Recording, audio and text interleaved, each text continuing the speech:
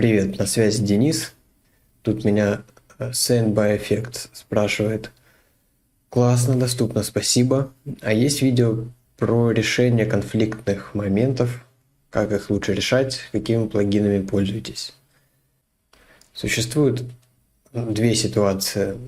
Первая, когда постоянно идут вместе два слоя, то есть они всегда будут играть только вместе постоянно. И тогда можно воспользоваться эквалайзером, любым, хоть встроенным, хоть сторонним. Допустим, вот такой хит и такой. И вместе. Вот они всегда будут играть здесь только вместе.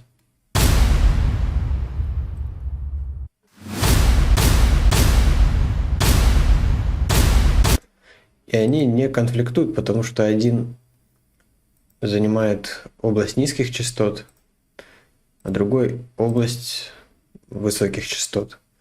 И я решил этот конфликт с помощью эквалайзера.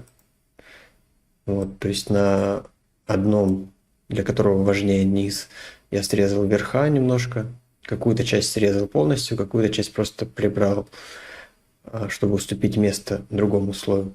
А у другого слоя наоборот. Если отключить эти эквалайзеры, то слои будут конфликтовать, потому что изначально эти звуки звучат очень похоже. Вот так звучит первый и второй.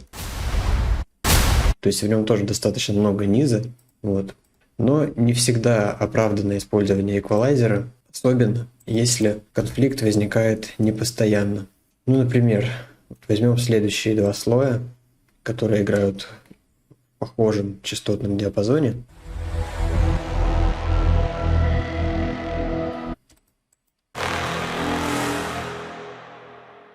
Они, в принципе, довольно похожи. Здесь их можно разделить по времени.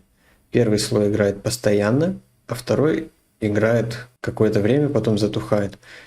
И на это время первый слой можно подвинуть чуть назад, то есть он может уступить место второму слою, поскольку это временно. И здесь нас может выручить обычная сайдчейн компрессия. Про то, как я настраиваю сайдчейн компрессию с помощью FabFilter Pro C2. Делаю здесь где-нибудь подсказку. А сейчас я покажу другой способ решить вопрос вот этой частотной маскировки.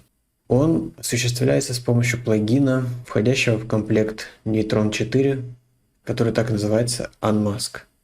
Вешаем его на наш первый слой, который играет постоянно, то есть на тот слой, который мы будем прибирать, который будет уступать место другому слою. То есть в точности так же, как и при сайдчейн компрессии. А у этого второго слоя, который будет как бы доминировать, мы от него подводим такой проводочек, то есть делаем сайдчейн посыл по боковой цепи, посылаем сигнал на наш плагин. Здесь мы его тоже указываем. Вот в окошке стерео aux in указал сигнал вот с этого второго нашего звука.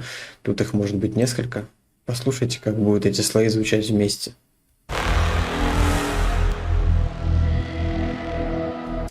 Слышно, что теперь первый слой выходит из-под второго постепенно, а когда играет второй, первый ему уступает место. Сравним без и с ним.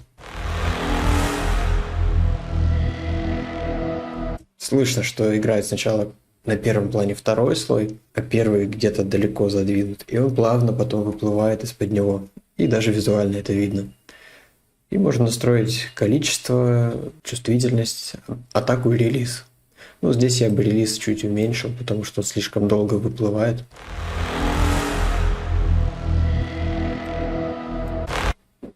Так, и может быть, давайте я утрирую количество этого эффекта, чтобы было еще лучше слышно.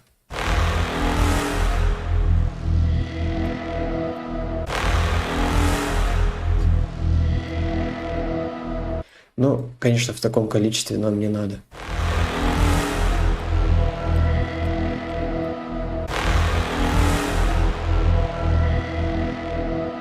Вот более чем достаточно. То есть очень хорошо срабатывает эффект и склеивает наши слои. Способов на самом деле есть еще много. Можно воспользоваться многополосным компрессором FabFilter Pro MB и скомпрессировать какую-то определенную полосу частот. Если хочешь узнать другие способы, дополнительные, напиши об этом в комментариях, и я сниму еще видео про другие способы решения частотных конфликтов. А на этом данном видео все. С вами был Денис. Поставьте этому видео лайк, не забудьте подписаться на канал и поделитесь этим видео с друзьями. Все, до новых встреч!